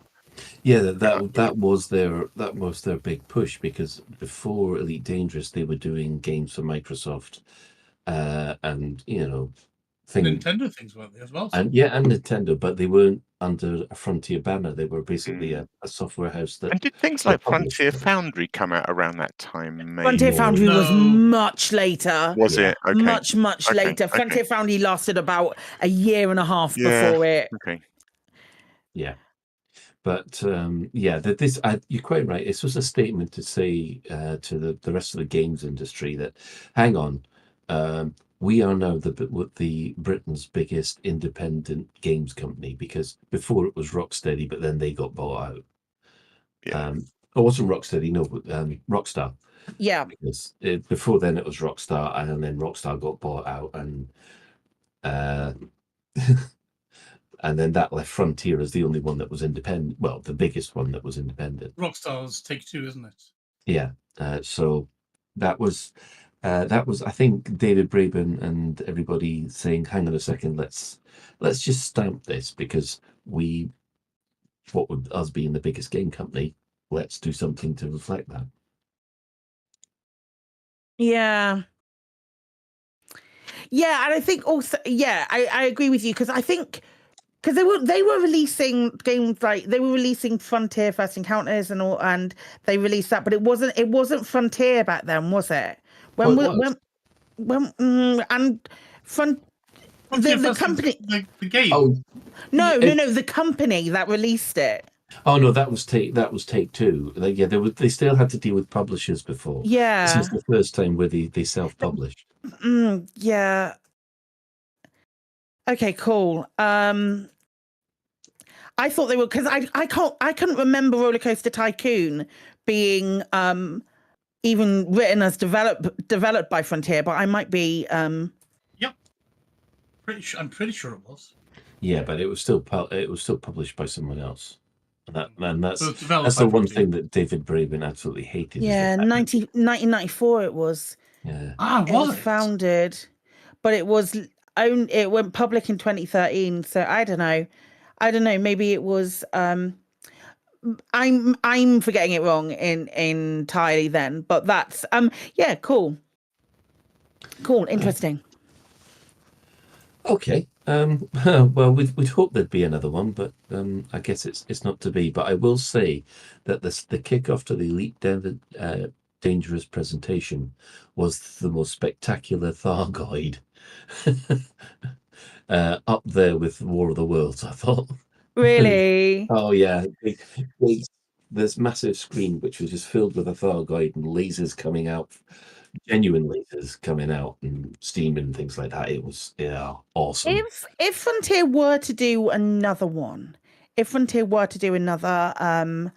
expo, what would you like to see in it? What would be like top of your list of things that you like? This is go as wild as you want. I think full ship interiors with on foot VR. That would be the icing on the cake for me. But yeah, I know how, as I'm finding out, that is a big ask. Yeah, it'd have to be a big headliner, wouldn't it? Like opening up access to all planet types or something. Yeah. What about you, Alec? Well, yeah, that opening up access to all planet types for me. I think a return to the space sim features of Elite. Mhm. So yeah, so sort of just opening up the galaxy in some sense would be. Ben, are you in agreement? Well, I'll go for the other one of the Trinity then and say I want EVAs. Yeah. Just give us all the things. I want offline mode. I want Planet Coaster. I want Planet Coaster and Planet Zoo to be announced as like a joint feature.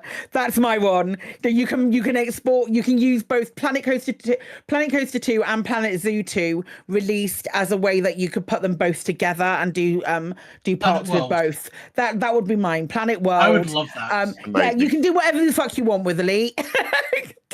Throw your boots. I want to see these planet games. Or even better, you get to visit the planet's coaster and the planet's zoo. Even better, Colin. You get to shoot them.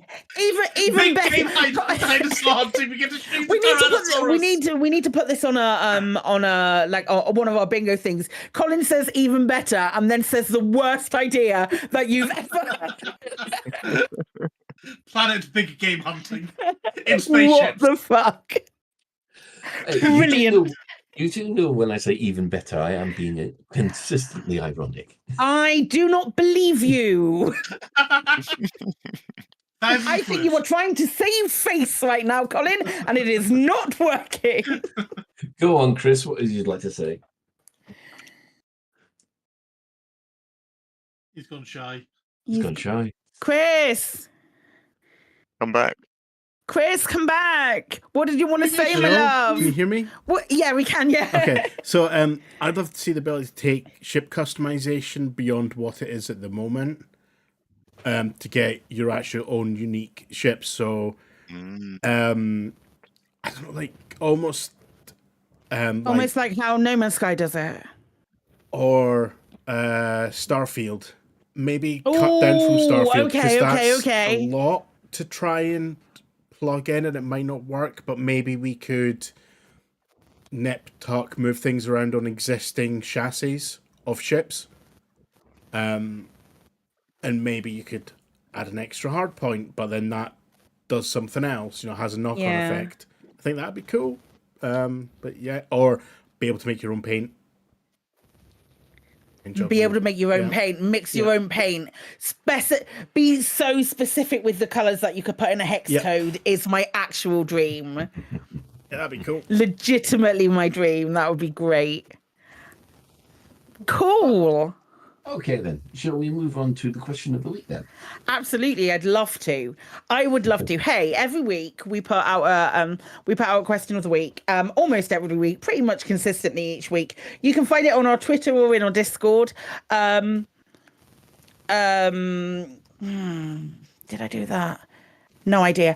You can find it in our Twitter or Discord, normally around 2 p.m, coinciding with something else. Can't think what that might be, but around that sort of time, unless I forget, we put a question of the week out. Question of the week this week was to do with the fact that if it all goes well, if it all goes well, Ascendancy is dropping a week today. As of time of recording, we will all be playing it.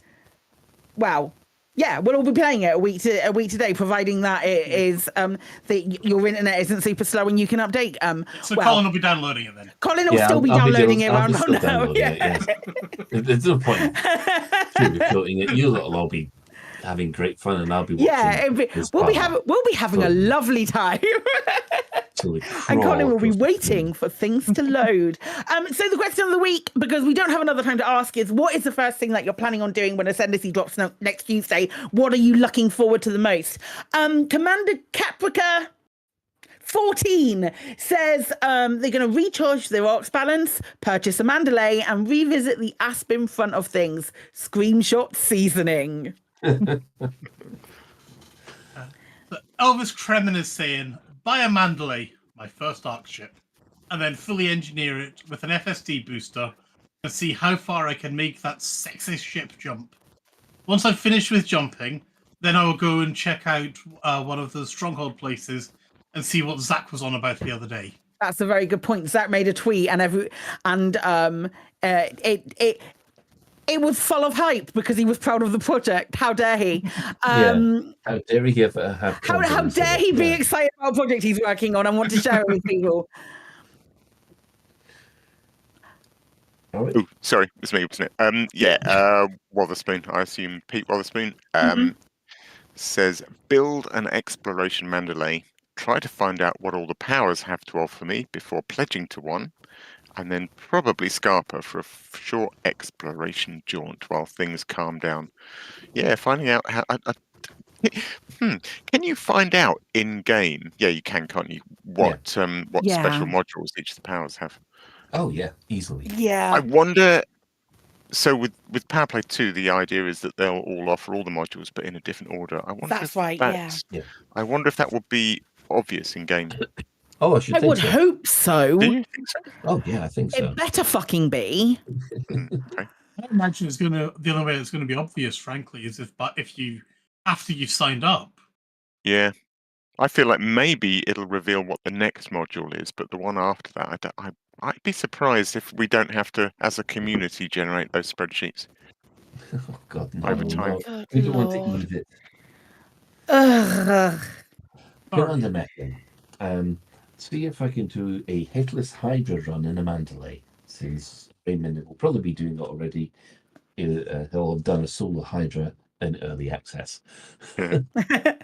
I mean, fingers crossed we get it. As soon as we know, we'll let everybody know that we're playing it. Holy shit, it'll be great. Chris? I think we've lost Chris again. Have we lost Chris again? We have. Hello? Yeah, we can hear you. Right. What's happening? I've got no idea. Let's not question it. So I've got one for Commander Profane Pagan. I will buy the Stellar variant, but as with all my other new ships, I will purchase it at Jameson Memorial in order to build it up from scratch. Engineering will need to wait because I will report for duty to my federal friends. As we're defending Winter's Sphere, it's power playing time. Then he starts to Power playing time. Is that like morphin time, but, you know? No, it's like Morbin time. Morbin time. It's like, hey, I was at thinking least- hammering time. Yeah, at least with the Emperor, you get the Imperial hammers, so it is technically hammer time. You get all of it now. Yeah. It's all of it. Wonderful. How exciting. Commander Evo Flash says that they will buy a Mandalay and outfit it for a quick sub 100 light year undiscovered Earth-like world challenge. Should make for a nice shakedown of the ship to see what it's like. After that, I better get my standard issue Buckyball Cobra sorted out. Excellent Orbital saying, definitely going to kit out a Mandalay. Well, they're saying a Mandela. Not sure if I'm going to look into Power Play 2.0 immediately, though. Cool. Commander Lester Duta or Lester Duta says, first things first, new shiny. I plan on getting my hands on a Mandalay and outfitting it to become my new bubble ship. Then it will be time to repledge and see what Power Play 2 has to offer. Excellent. Althros says he's upping sticks and moving to Colonia till the dust settles. Is that like going to the Winchester having a pint and waiting for it all to settle down? Is that what the situation is? Or blow over, sorry, my bad. And I've got one for the previously mentioned Nicey. Definitely fitting out the Mandalay for absurd jump range, then probably going and finding a power fleet carrier.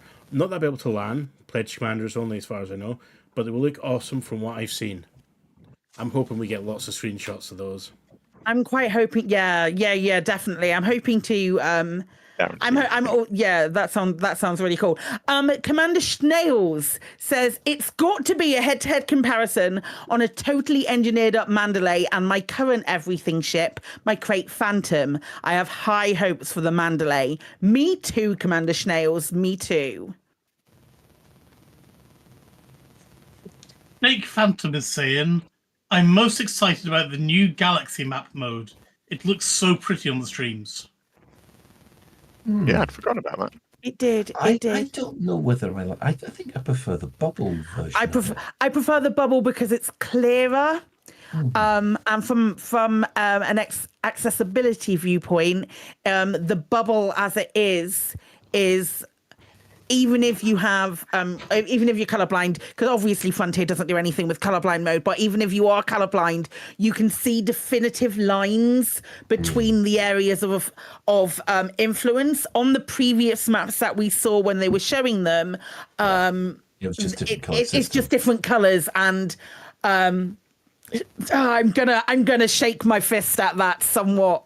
Yeah, extensively. It's a pity because I do find the bubble map very pretty. I just hope they haven't got rid of it. Oh, there's a switch, but there's not going to be a switch. It's going to be it's going to be the other one. It's going to be the one which is more aesthetically pleasing and not more easy on the eye for those who might not be able to see every single color. I don't know why they don't think about that. Is there a sense certainly in Power Play 2 of regions controlled by powers overlapping? Oh yeah. So that's the whole point. It's going to be. So how does the bubble represent? How does the old bubble map possibly represent that? If there's a hard edge to each of the. Doesn't the bubble map only represent the control? What's controlled? Is that not right? Oh, that's right. It doesn't. I wonder if that's one of the things they're trying to do with the new map is to sort of. How would they do that though, other than just like blending the two colors and making even more colors? Because there isn't a solid sphere or bubble, bubble around the systems, because it's just like a glow. Then glows can overlap. I don't know. Yeah. I'm guessing it. I'm trying to think of the motivation for making that change. You're gonna get a glow up. I've got Lambda who says, I'm going to engineer a Mandalay and head out into the black. In fact, there are some upcoming expeditions which look like fun. There are indeed.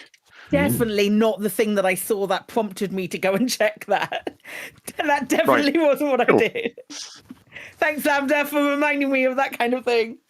I have Happy Moon Monkey as an avid Archon power player already. It's going to be science time. Look at the shiny new things, but how do they all work? So yeah. I think that's something like even us with a passing interest. If a couple of weeks ago is anything to be to go by, even those of us with a passing interest in engaging with Frontier's content are interested to do science and see how it all works. Yes. I mean, I don't know. It's just a reskin, isn't it? Yeah, it's just a reskin. Sorry, my bad. I've got one from Retro Mist. Excited to get involved with the new PP 2.0 system and community, probably joining one of the new powers. There's only one new power, isn't there? Well, there's one new power, but there's one person who is replacing an old power. Yeah, so fuck them. Don't matter it. Unless they find an excuse. It's the same person, though, isn't it? Isn't it? It's like when someone else takes over a government. It's the same government, just a different head, just a different image on the stamps. Yeah, the new one's like Cato Kane, I think. Is that right? Yeah, I believe so. Yeah. Lions person. Fella Cootie says, first I want to check if all of my keybinds are still there. Pragmatic. Then I want to see if they finally corrected the information about power play for the Portuguese version, which has been missing from the beginning. Finally, I'm going to try and break the record for the farthest system from Sol ever visited. Good luck. That's going to be something. Are there any? I feel like I don't know. I feel like they've all been done. You know what? It's nice to have goals. Yeah, don't crush the dreams, Sally. Gaz Ubermick is saying, find a Mandalay, another one.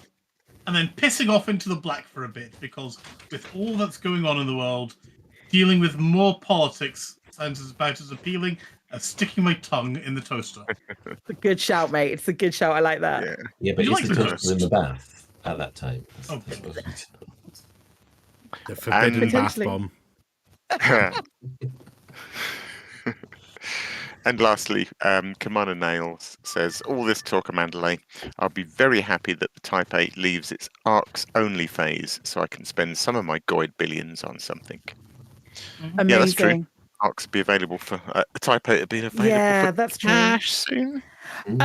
Hey, what about you guys? What's the first thing you're doing when if we get, well, I mean, it's a different server even if we do get early access. So what are you doing on Tuesday when it goes live? What are you planning on doing? Let's start with Colin.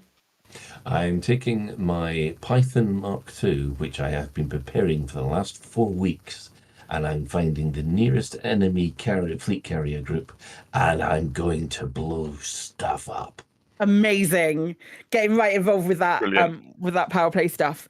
Cool. And what about you, Ben? I'm going to be getting a Mandalay, hopefully, and taking it to Lave Station to show it off on the show. Good one. Feels right. That feels accurate. Alex. I definitely want to go and look at things. I like whenever a new update drops, I like just going to look at things. So I guess I'll go and find a command control fleet carrier. What's it?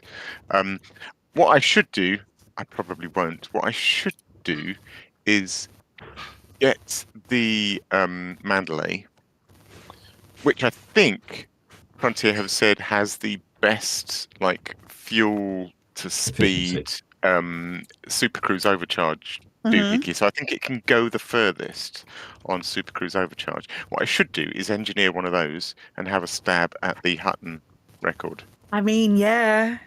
Hey, that's a good shout, isn't it? Because although it won't be as fast as some of the other Supercruise overcharged ships, I don't know this for sure, but I think they all still run out of fuel on the way and have to coast for some of it. Whereas there's a chance the Mandalay can go. Does anymore? Doesn't it? Ah, okay. I was going to say the Mandalay might be the first one that can go all the way, but okay, maybe not. That's a shame that rhymes. Mandalay, she goes Mandalay all the way. Goes all the way. Mandalay, she goes all the way. No. Should- Chris. Chris, Show what are you title. doing? So Oh yeah, let's do that. I think I'm probably just going to find the nearest carrier's stronghold and just go and fly around it and just take in what this thing is and see what happens if I get too close to it. Like, if I'm not pledged, do they get angry? Do they just ignore me? I kind of look forward to finding out. You never know though. Like the Type 8 to go all the way to Hutton, don't you need to add additional fuel tanks? What if the Mandalay could do it with only stock fuel tank? Ooh. Oh yeah, possibly. You might not have to add extra fuel tanks. That'd be interesting to find out. Hey, science! I love it. What am I going to do? Commander Turkarov better be on standby for that. What am I going to do? I'm gonna buy Mandalay. I'm gonna fly Mandalay. And I'm gonna tentatively look at power play from a distance. And be like, how's it working? What's it doing? What's it going to have a thing to? and all of that good stuff. Is it going to impact my game in much way? I will probably sign up for someone and then see how it goes. I was going to say someone needs to science that. Someone needs to sign Yeah. up for someone and then see how much the other powers PPP. Yeah, hassle. I think if there is a situation wherein early access is provided, I think that's something that I will try and iron out as soon as possible.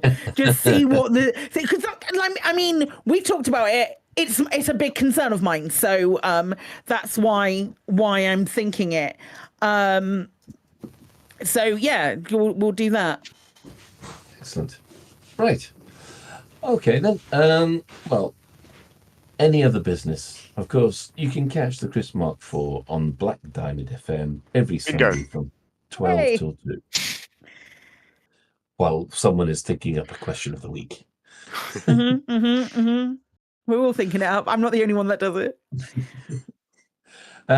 Anybody got any other business? No.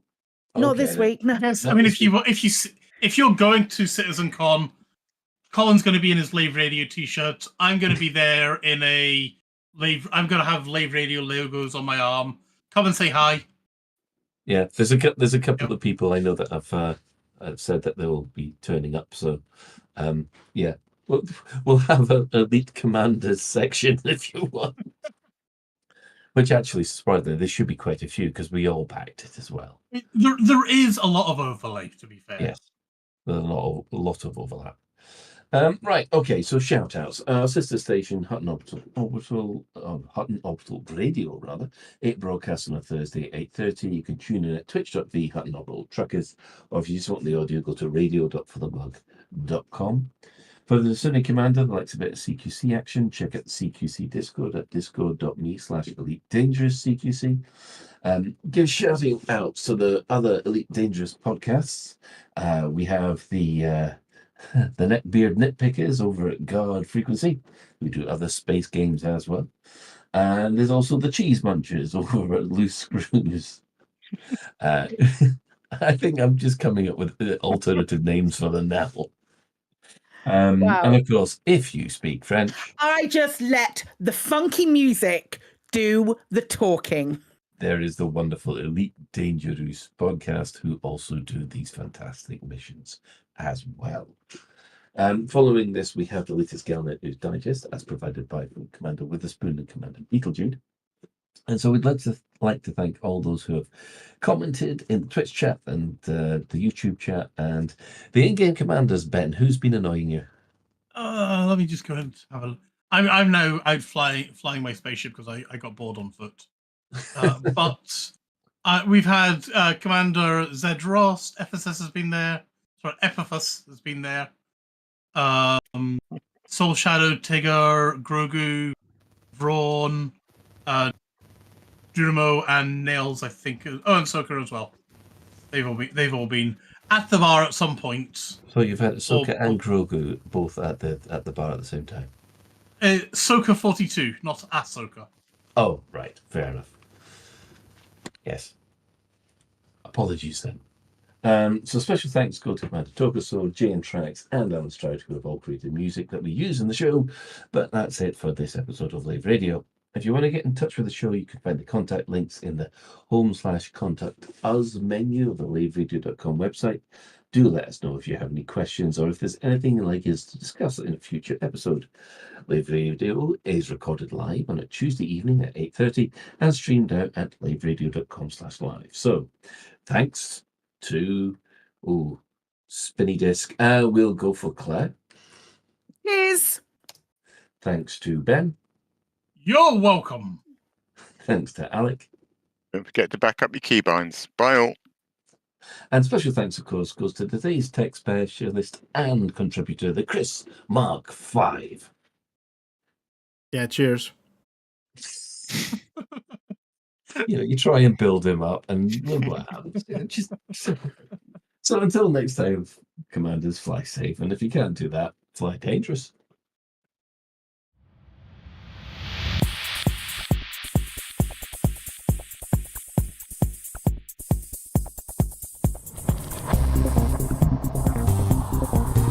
Is your life like this?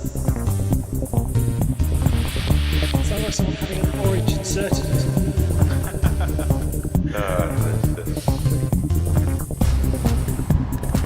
You need a safe word. Space can be lonely.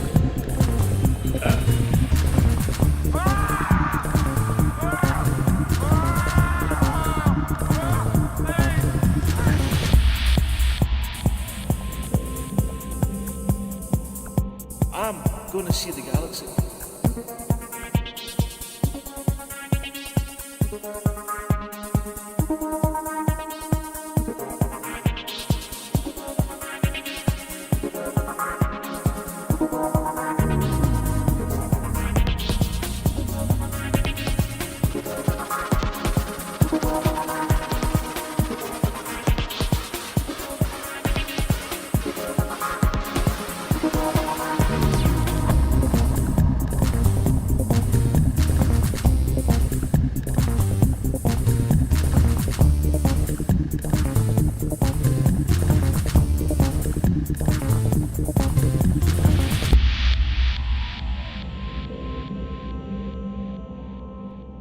Ah, damn it. No worries, guys. Hold the fort for 2 seconds. I'll be right back.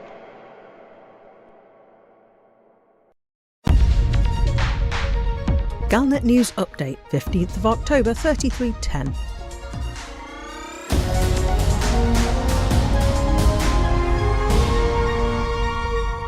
Zorgon Peterson has held a launch party for its new exploration ship, the Mandalay. But you can't buy one yet, and there's some doubt about whether it will be ready for its planned release date next week. Zorgon's marketing manager, Devin Kaneda, enthusiastically addressed an enthusiastic audience of journalists and industry specialists, explaining that the company builds spaceships that excel. The Fer-de-Lance excels as a medium combat ship. The Mamba excels at speed. And now the Zorgon Peterson Mandalay excels at exploration, aiming to be better in every way than all other exploration ships. Kaneda did not mention the other ships in the Zorgon range. These are the Adder, which excels at being used as a taxi, and the Hauler, which excels at being very small and quite amusing. The Mandalay will have what was described as a significant jump range, with lots of quality of life features for explorers. The disembarkation point is at the front of the ship and facing forwards. There are excellent downward facing lights for scanning a planetary surface and to make landing easier, and the ship is designed for SCO, so it will travel smoothly and efficiently through undiscovered systems, not quite as fast as other built for SCO ships, but because of its fuel efficiency, it can keep going far longer. Kaneda made a point of calling out the Mandalay's excellent handling in atmospheres, suggesting that the company is planning ahead for when permits become available for landing on planets with thicker atmospheres. The planned release date for the Mandalay is Tuesday the 22nd of October. This is likely to be for early adopters who want to be amongst the first to own the ship by buying it using ARCs. General availability for purchase using credits is typically 3 months later, which will be in January 3311. New ships are typically loaned to members of the press in the week leading up to release so they can write glowing reviews, but as of Tuesday the 15th, Galnet News Digest had not been offered a test drive of the new ship. This might suggest some unresolved snags in the preparation of the ship for early access, but might equally mean that Zorgan feels the ship is so good it doesn't need any additional publicity and will sell itself. In other news, Titan Raijin is now a very lonely Titan. With no systems remaining under its control, it will become vulnerable to direct attack on Thursday and almost certainly has less than a week to live before it explodes in what is generally considered to be one of the most spectacular sights in the galaxy. With only one more Titan left after Raijin, this may well be the penultimate opportunity for you to experience a Titan exploding in person. So buy yourself some caustic sink launchers and keep an eye on your inbox for the countdown to start.